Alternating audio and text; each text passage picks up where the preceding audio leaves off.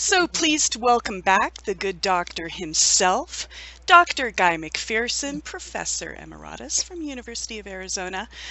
Guy needs no introduction at all to this crowd, so just welcome to the show, Guy. So glad to have you here. Thank you, Jennifer. It's always a pleasure to chat with you. Great to chat with you again today.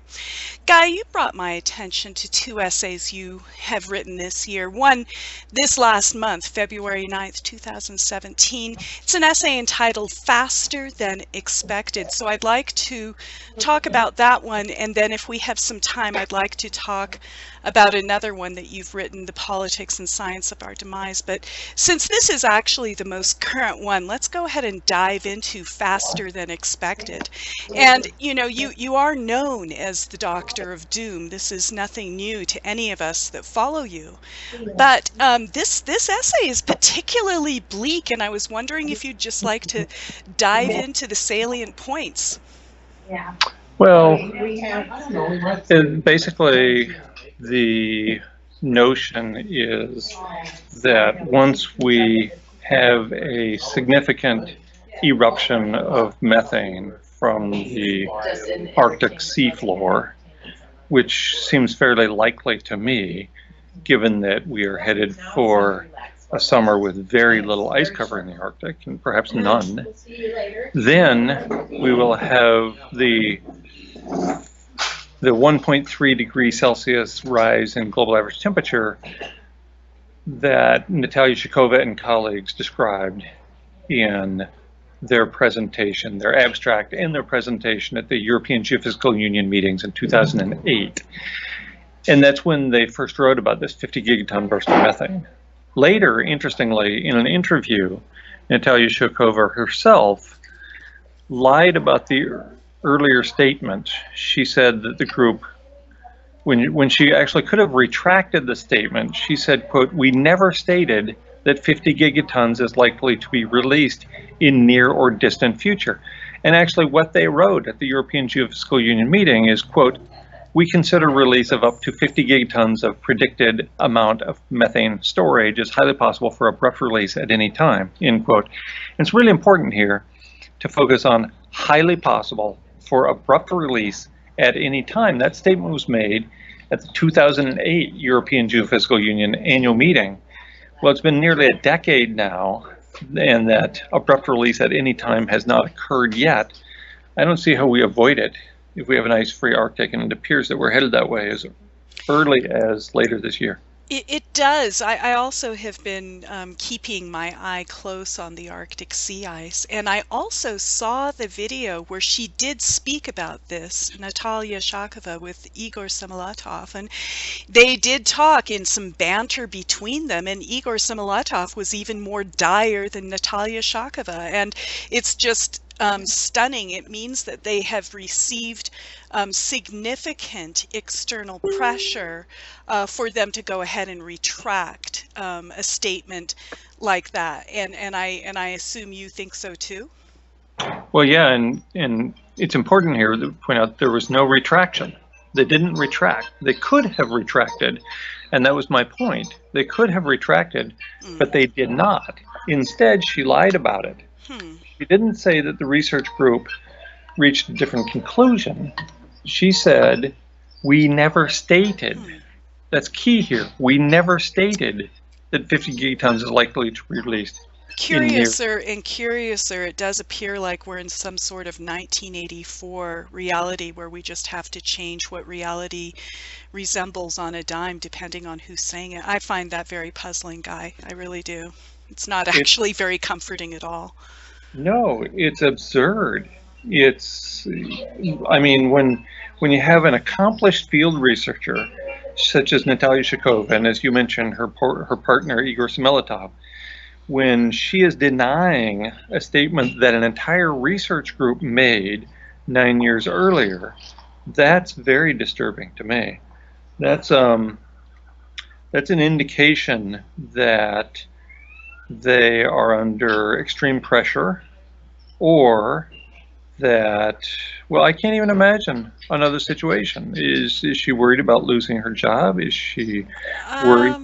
I wouldn't, about I the don't light. know. I mean, it could be that, but it could be, I mean, I know she works for the University of Alaska at Fairbanks or something like that. Isn't that correct? Does she still work there?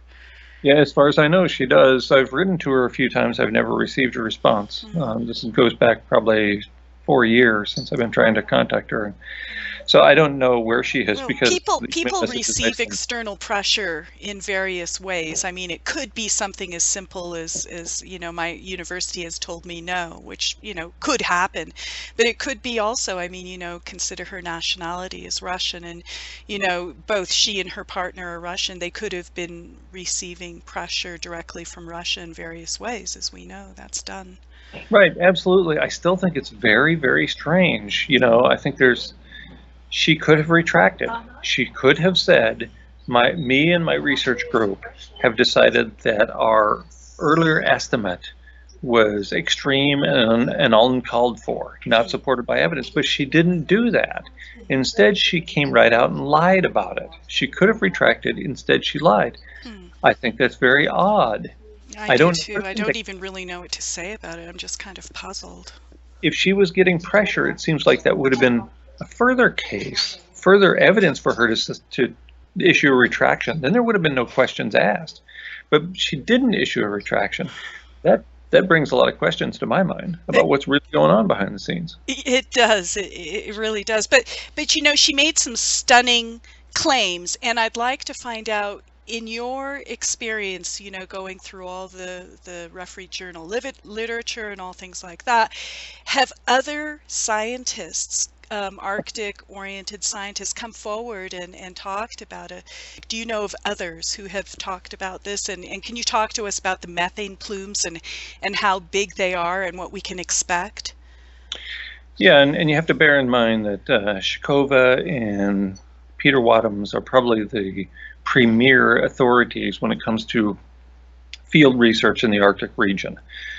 Wadhams has made more than 50 expeditions above and below the Arctic ice. Shakova and colleagues have been there at least a dozen times as well, spanning 2 decades. So these are people who are actually out there and know what is happening out there, not to be confused with modelers or part-time graduate students, part-time faculty members who rarely venture from the sidewalk and who are reluctant to point out that their models have been too inadequate so far.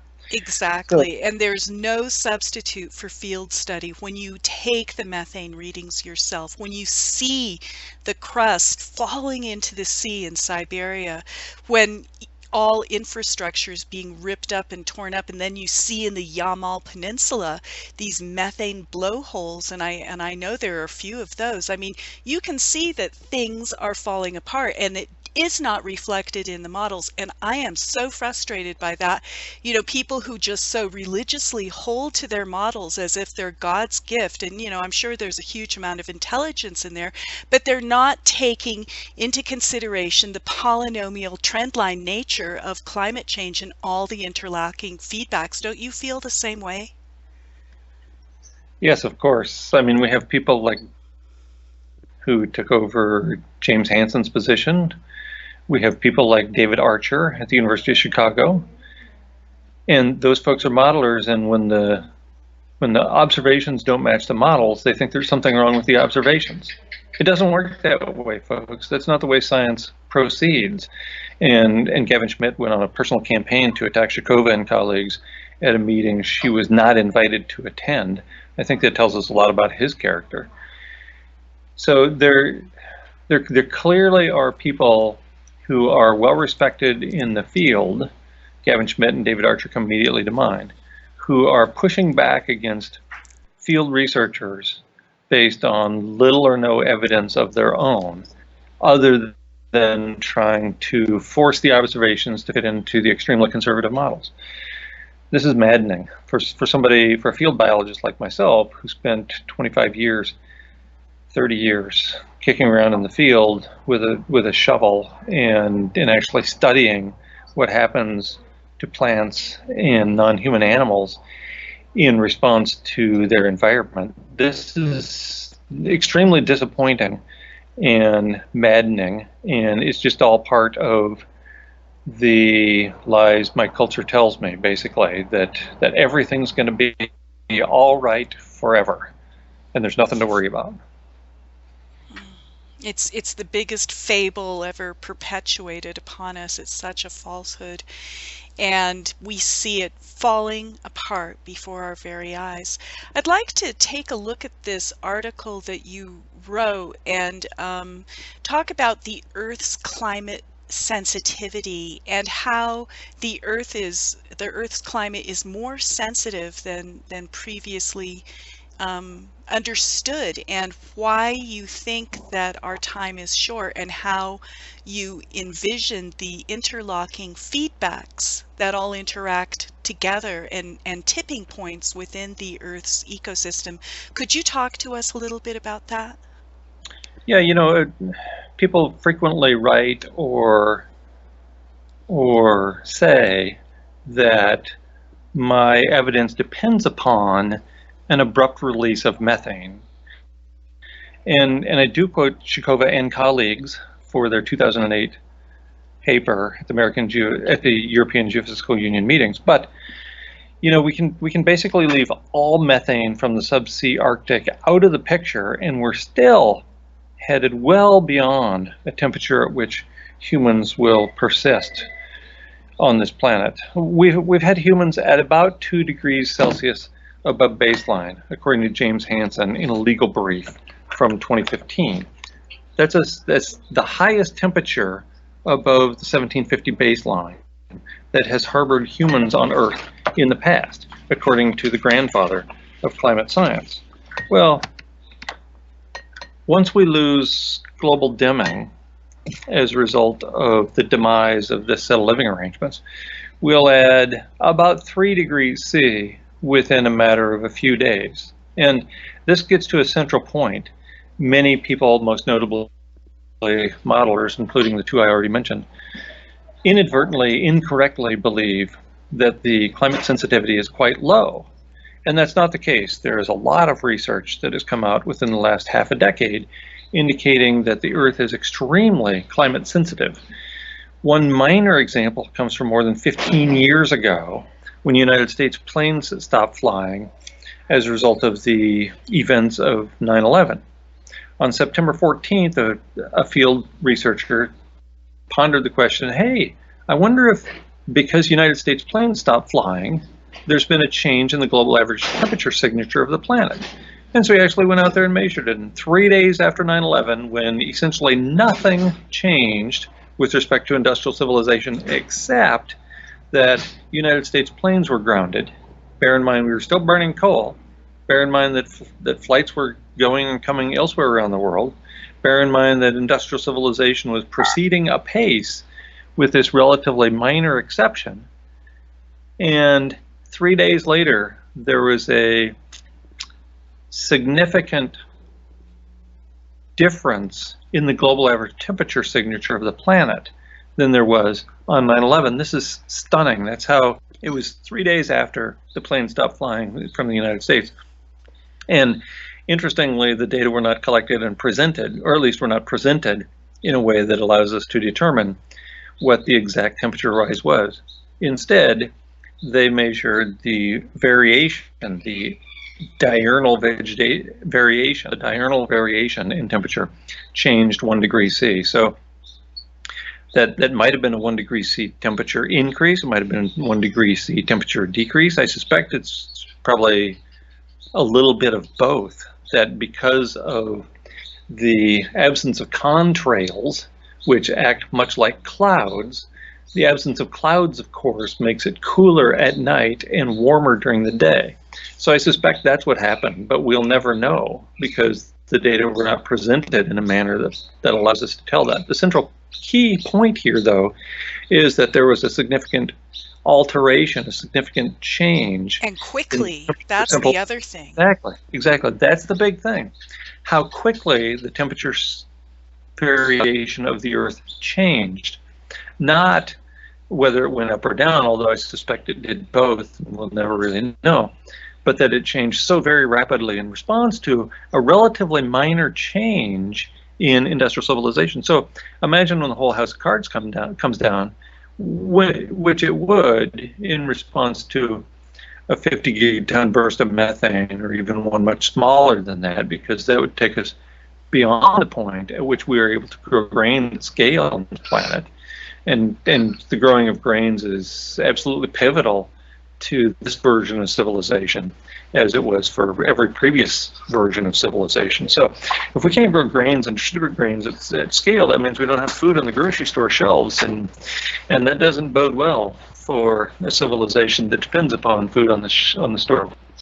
It doesn't at all. I mean, when you do not have food on the shelves, effectively you enter into immediate chaos, and that would kind of, be some sort of signal that the fall of civilization is at hand within about 3 days. I mean, there's just no buffer built in the system. The system is a lot more fragile. This house of cards that we've so magnificently erected could come crashing down around us, and it's almost a miracle that it hasn't thus far. But let's go ahead and turn. We've already kind of started to get into your article, your essay called "The Politics and Science of Our Demise." You wrote this on August 1st, 2016, so actually it was last year.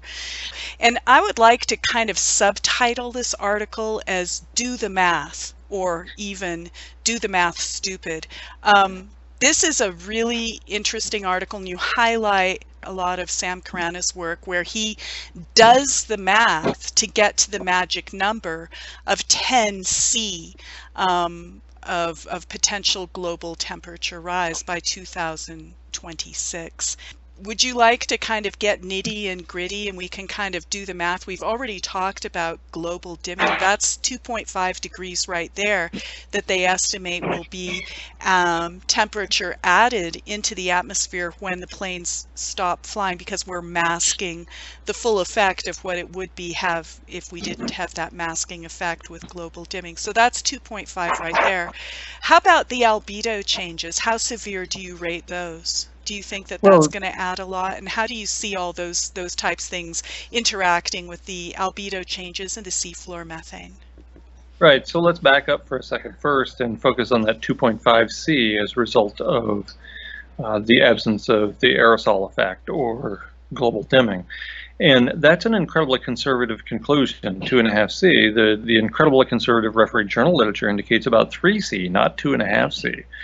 And so when I take Carana's analysis, which is generally very good, I point out that it's also very conservative. It is, in a couple of cases, more conservative than the referee journal literature. And we know how incredibly conservative the referee journal literature is because of a variety of reasons. But so Carana concludes 2.5 degrees C temperature increase from removal of the aerosol masking effect or global dimming. I think it's probably closer to 3 and maybe higher than that, because again, the journal literature is so conservative that it might well be considerably above 3 degrees C. But then there's more, of course. And this analysis, as you indicated, was done about 7 months ago. Albedo changes in the Arctic, based on Peter Wadham's research, again a field researcher, indicates about a 1.5 degrees Celsius global average temperature rise within the next decade. Now, interestingly, since then, that was based on work in 2012, and since then, Wadhams has come out and said that he expects, in light of an ice-free Arctic, he expects quite a bit higher rise in temperature than that 1.6 degrees C over the span of the next decade. He is more conservative than Chikova with respect to the specific bursts of methane that will arise, but he also points out quite clearly, I think, and most notably in his recent book, that we cannot have an ice-free Arctic without triggering 2 primary triggers with respect to global average temperature rise. First, the albedo change in the Arctic when we get rid of the white and go strictly to deep blue. And secondly, that methane release that is relatively shallow beneath the sea floor in the Arctic. you put those together, and I just can't see that in a decade we'll have less than a 5-degree rise from those two factors alone, and they very conservatively will come up to Shakova and Wadham's conservatively come up with about 3 degrees. But it's easy to imagine it being higher than that. Again, I side with the very conservative analysis at every step here. Seafloor methane release, albedo changes, it all looks truly catastrophically horrible. And not just for humans, by the way, because we're talking about an abrupt rise in global average temperature that is already leaving behind many species. We're in the midst of the sixth mass extinction.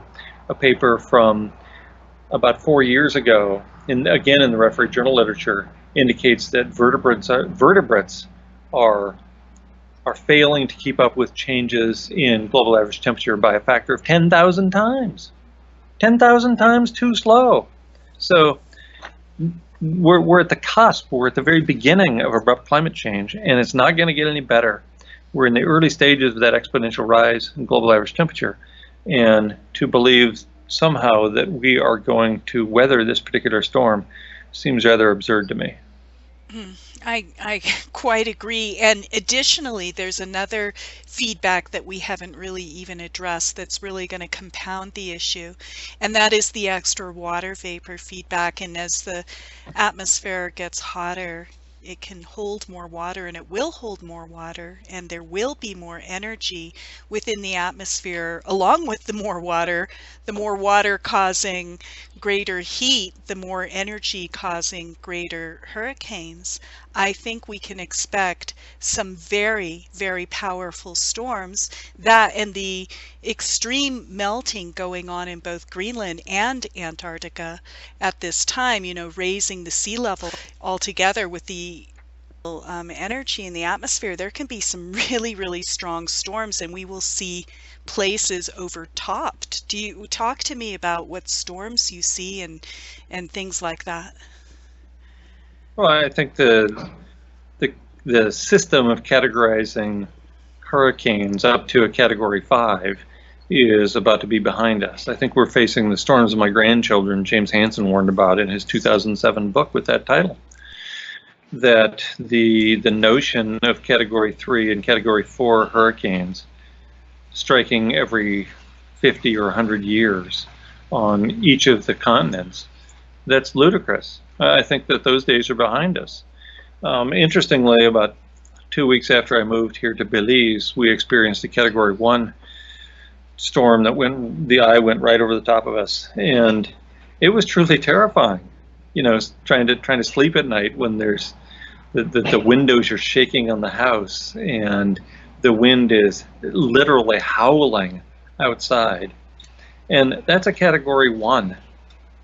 And it's difficult to even imagine the power of a Category 4, a Category 5 storm, much less the storms of my grandchildren that James Hansen warns about, that will devastate everything in their path. It only takes a half a meter or maybe a 1 meter global average rise in sea level, or even regional rise in sea level on the eastern seaboard, before a relatively mundane tropical storm floods Washington, D.C., floods the mall at Washington, D.C.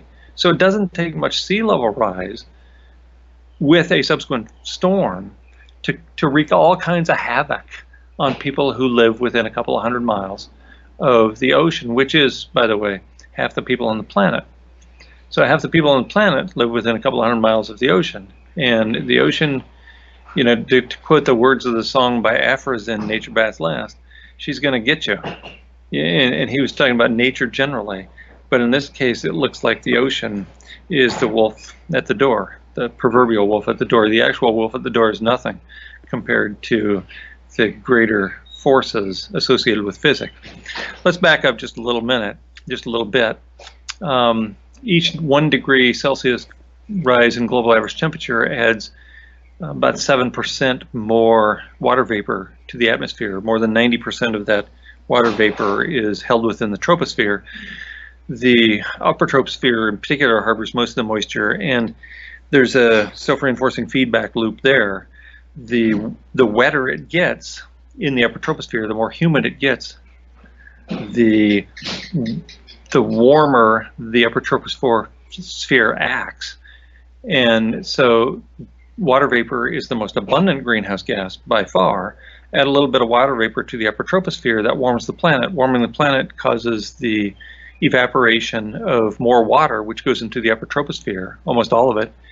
And so that's a classic self-reinforcing feedback loop. Of the approximately 1.6 degrees Celsius above baseline that we're looking at right now that has already occurred, roughly half of that is due to burning carbon through fossil fuels, and the other half is due to moistening of the upper troposphere. The equilibrium time between moistening the upper troposphere and global average temperature is a matter of days, maybe weeks. So it's a very, very fast feedback. So every 1 degree we add in terms of burning fossil fuels adds another degree in terms of water vapor. So that alone locks us into above 2 degrees C. Carbon and moistening the upper troposphere locks us into more than 2 degrees C in less than 9 years from now. Because there's this 10-year lag between maximum heating and the release of carbon dioxide that produces that heat. So everything, every single thing, to me, points in the absolutely wrong direction for continued persistence of our favorite species on this planet.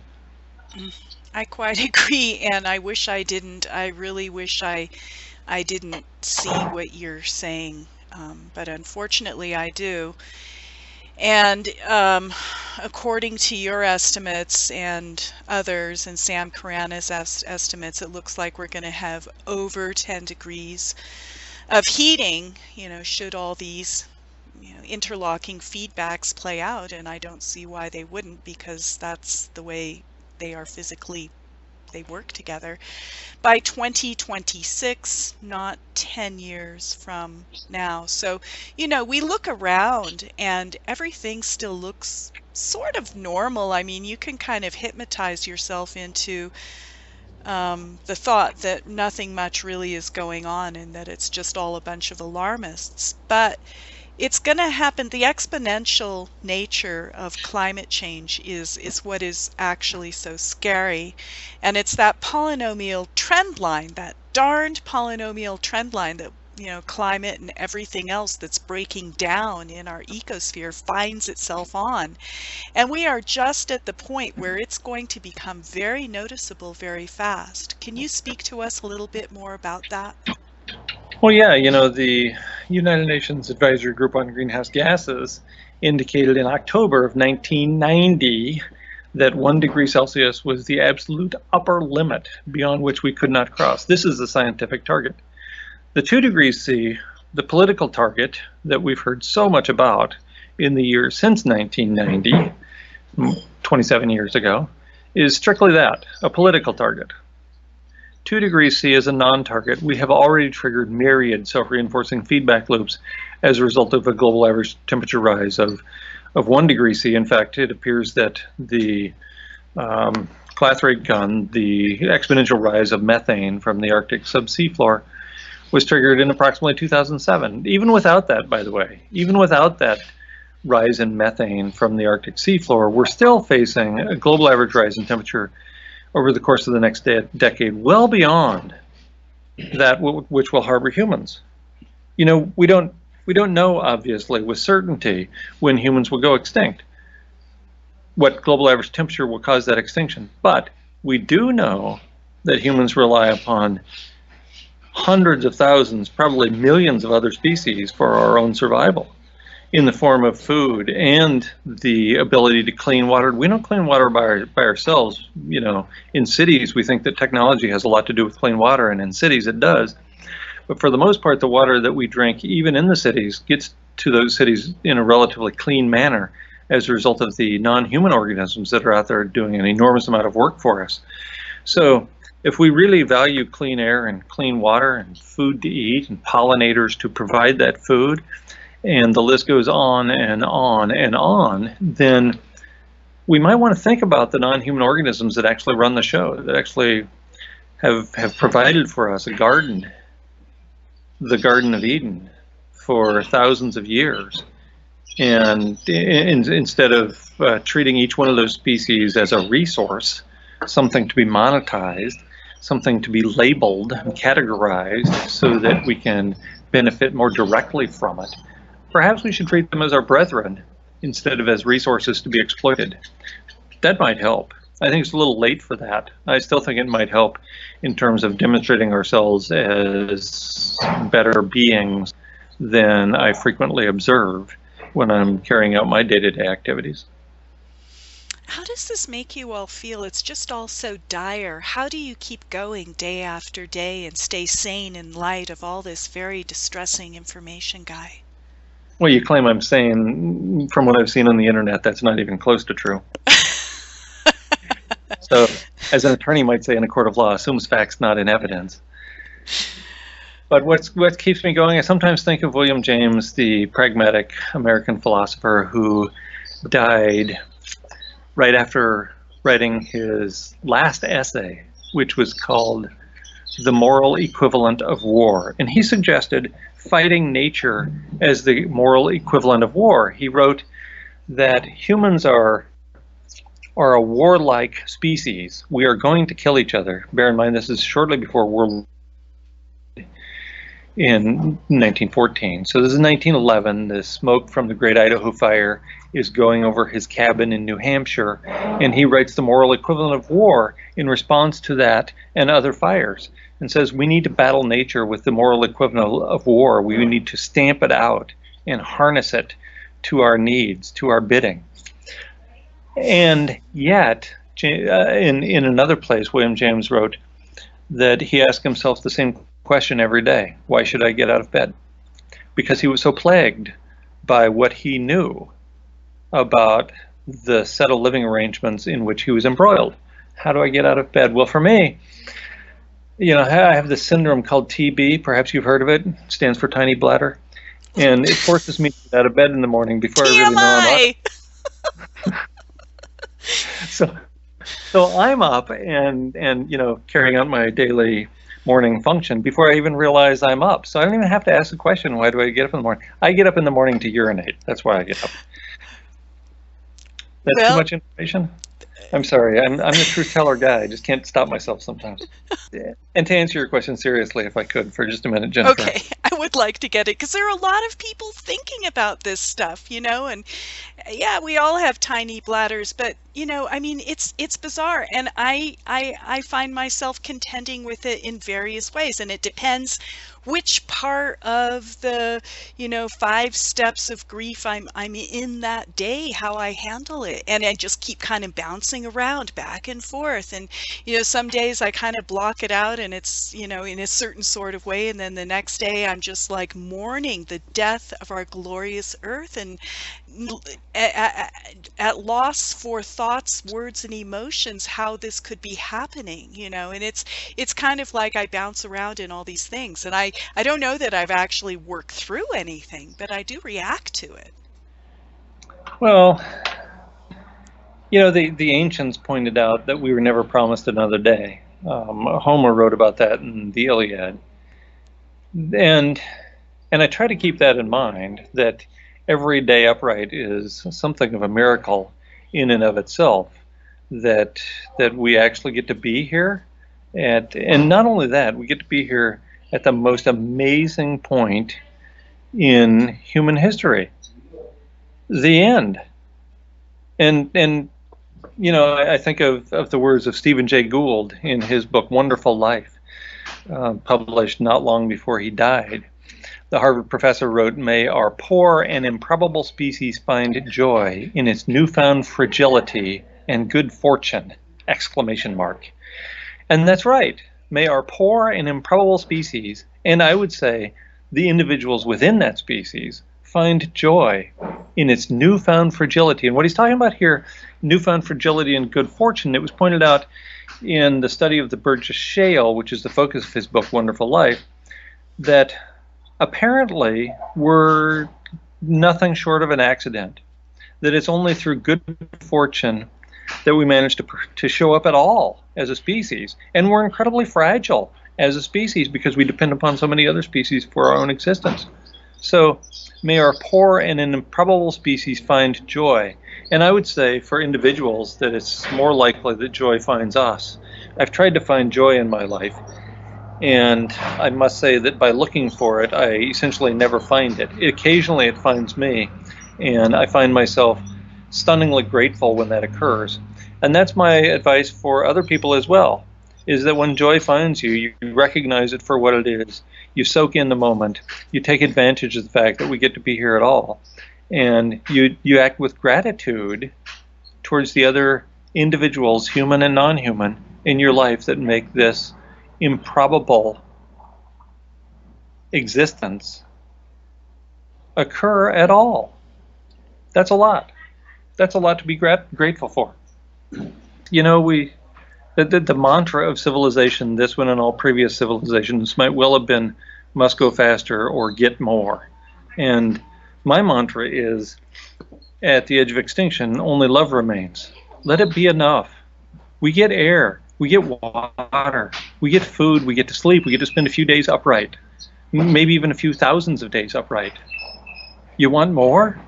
Do you want everything? That's how we got here, by the way, on the edge of extinction, is by people wanting everything. Let's love what we have. Let's love what we are. Let's love those around us. So agreed. This is our moment to witness this. We are here at this moment, and it is our gift to be awake and to be able to emotionally respond in an informed and deep way with our fellow human beings. So, you know, it has been a huge pleasure to have you on here to Extinction Radio, this segment. Thank you, Jennifer. It's a pleasure, as always, to chat with you. All right. Thank you very much.